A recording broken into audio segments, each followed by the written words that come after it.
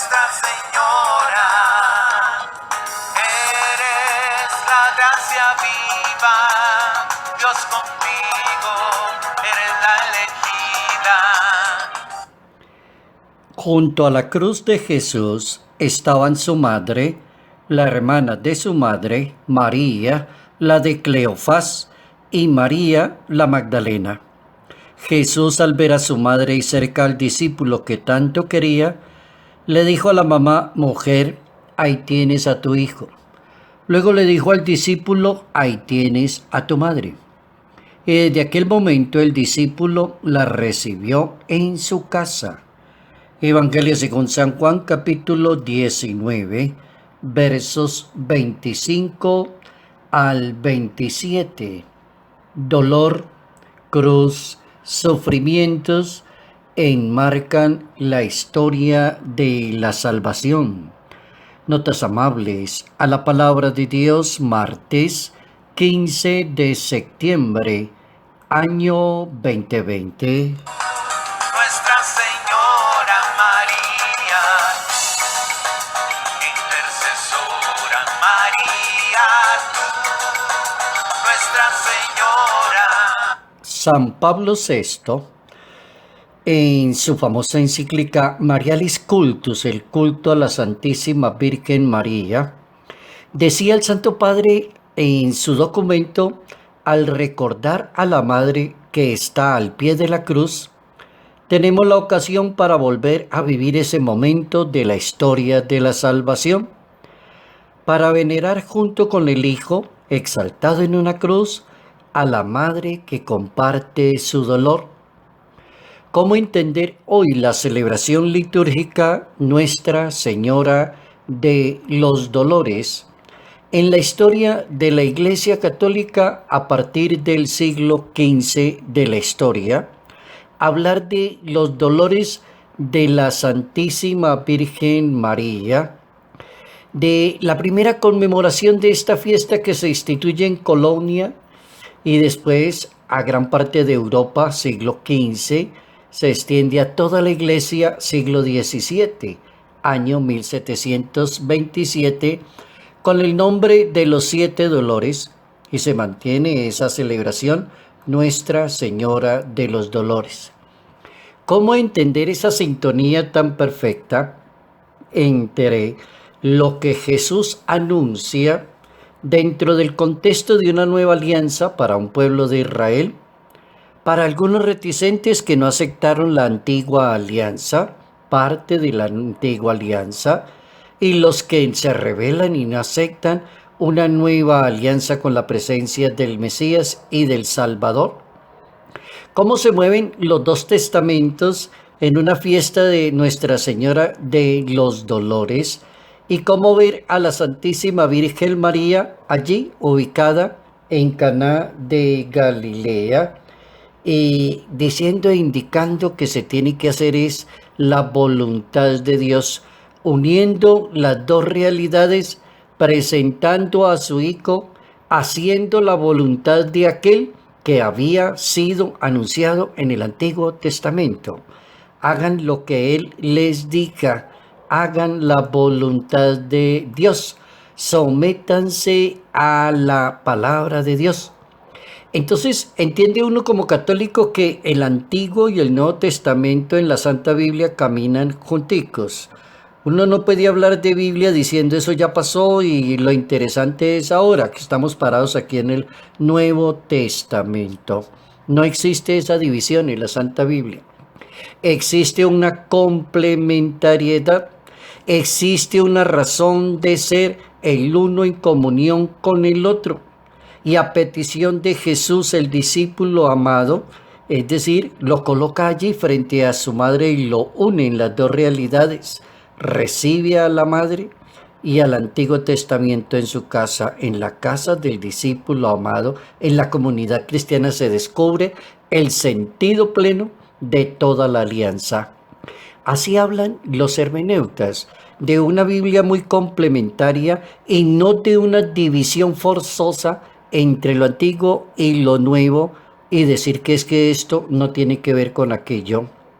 San Agustín de Hipona, padre de la Iglesia, siglo IV de la patrología, decía una frase de esas bien sabias que siempre decía él: el nuevo no se entiende sin el antiguo, ni el antiguo es completo sin el Nuevo Testamento.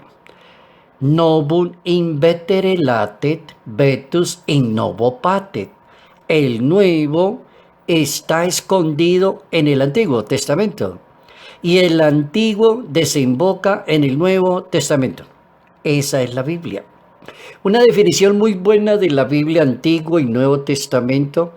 Entender desde la fe la importancia de la presencia de Jesús abriendo una nueva alianza y un San Juan Bautista presentándolo a la humanidad, pero un Jesús recogiendo todo lo de atrás y llevándolo a su plenitud, Antiguo y Nuevo Testamento. Siempre se están moviendo junticos. El Nuevo sin el Antiguo, decía el santo, es un edificio sin fundamento. Y el Antiguo sin el Nuevo es como un árbol que da fruto, pero no llega a dar suficientes frutos, no es fruto total. Importante entender la Biblia y entenderla en una sola secuencia: historia de salvación. Una cantidad de acontecimientos nexos los unos con los otros y una realidad que Jesucristo la está tomando permanentemente y la está poniendo como ejemplo.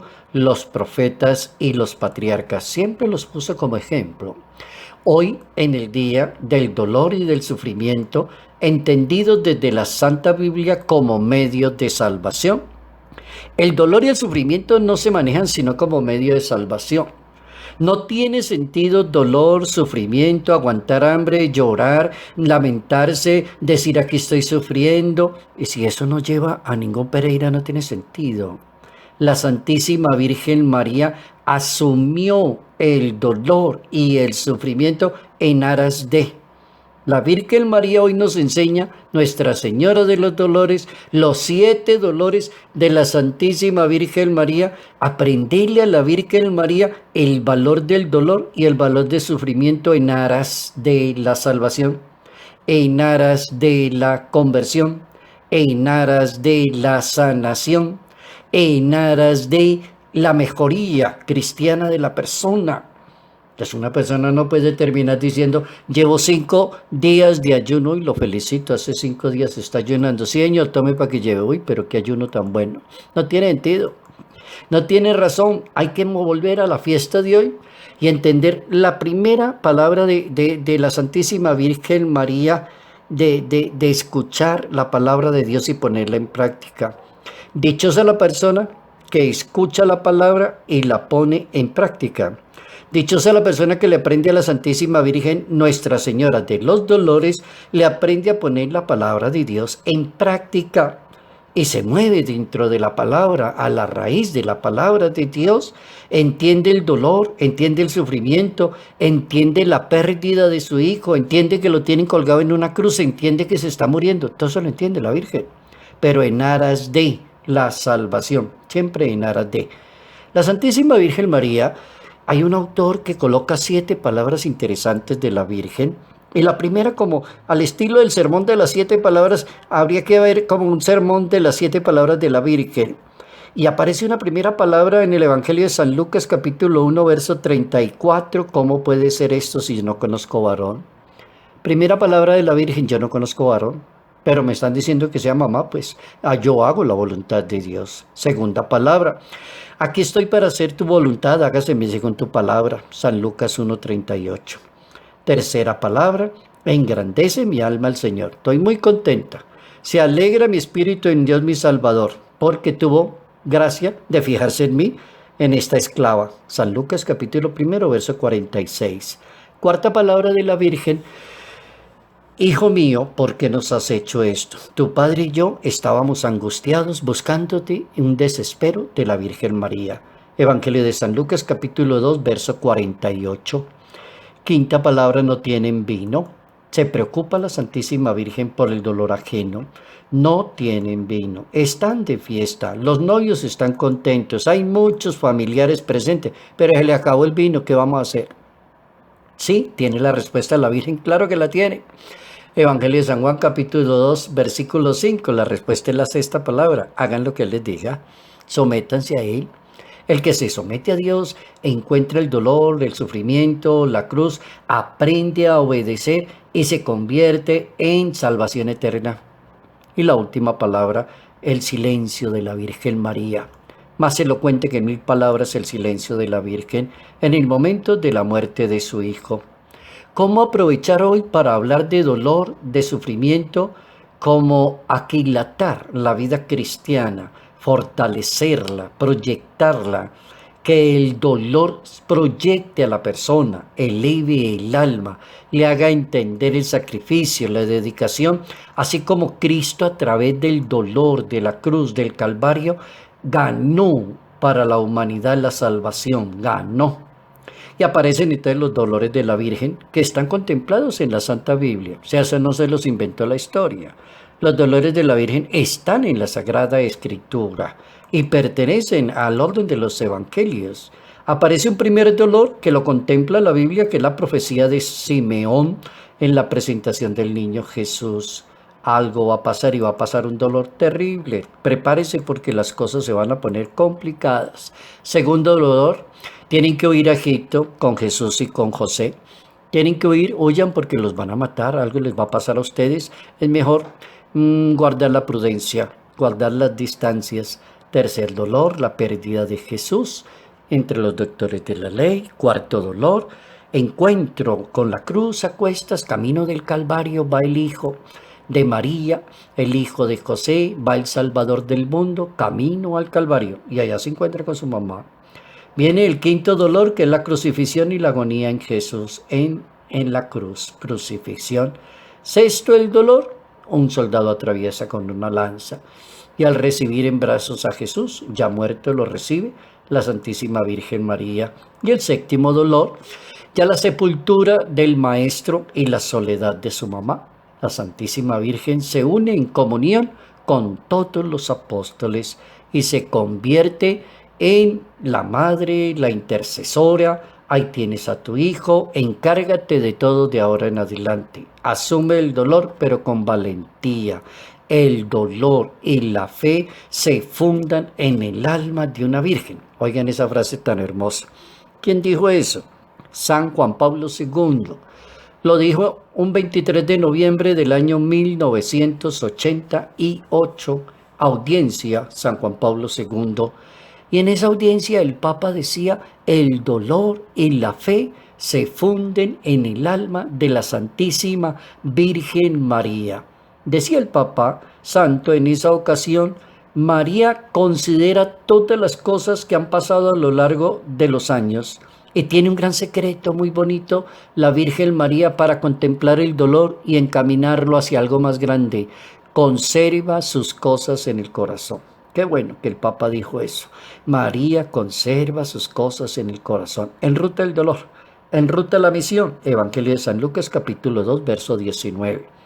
Entonces, si María guardaba sus cosas en el corazón, entonces nunca, que comprende mejor que nunca en orden a la cruz, el dolor y la fe, entonces se funden en una sola realidad. Jesucristo le confía a María Santísima una nueva maternidad y le pide que trate a Juan como si fuera un hijo suyo. Ahí tienes a tu hijo, ahí tienes a tu madre. El dolor y la fe se funden en el alma de la Santísima Virgen María. Eres la gracia viva, Dios contigo, eres la elegida. Salud, paz, bendición. Bendición en el nombre del Padre, bendición en el nombre del Hijo, bendición en el nombre del Espíritu Santo.